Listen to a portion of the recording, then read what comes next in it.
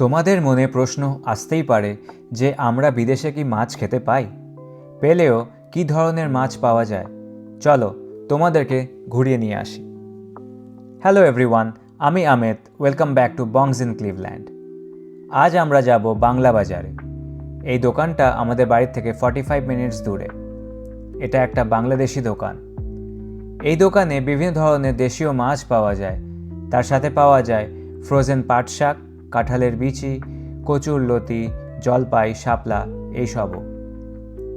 এমনি যদি দেখো, কস্কোতেও তুমি মাছ পাবে, কিন্তু সেগুলো এখানকার সামুদ্রিক মাছ, যেমন স্যালমন, তেলাপিয়া, ব্র্যাঞ্জিনো এইসব, কিন্তু আমাদের দেশীয় মাছ পাবে না। তাই আমরা এই দোকানেই আসি 6 মাসে একবার মাছ কিনতে। বেশি করে নিয়ে যাই যাতে বারবার না আসতে হয়। এখানে পদ্মা ইলিশ থেকে শুরু করে রুই, কাতলা, বাটা, ট্যাংরা, পুঁটি, পমফ্রেট, পাবদা এইসব মাছ পাওয়া যায়। প্লাস আরও সব গ্রসারি আইটেমসও পাওয়া যায়, যেমন চিনি গুঁড়ো চাল, ঝোলা গুড়, সর্ষের তেল, বড়ি, আরও অন্যান্য জিনিস। আজ আমরা যে ইলিশটা নিয়েছিলাম সেটার ওজন প্রায় 3.5 পাউন্ড মানে 1.5 কেজির মতন ছিল। দাম পড়ল $48 মানে 4,350 টাকার মতন। এই ধরো 2,900 টাকা প্রতি কেজিতে পড়ল।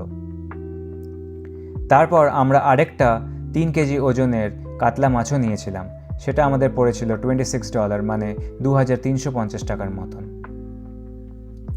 এই সব মাছগুলো ফ্রোজেন ছিল বলে আমাদের দেশের মতন হাতে কাটা সম্ভব নয়, তাই এরকম মেশিন দিয়েই কাটা হয়। তুমি তোমার পছন্দ মতন মাছের পিস কাটাতে পারো। যেহেতু এই দোকানটা বাংলাদেশি, তাই এখানে শুটকির কালেকশন দেখো।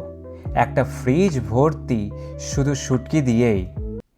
তোমাদের মধ্যে কারা কারা শুটকি খেতে পছন্দ করো, কমেন্টসে জানিও।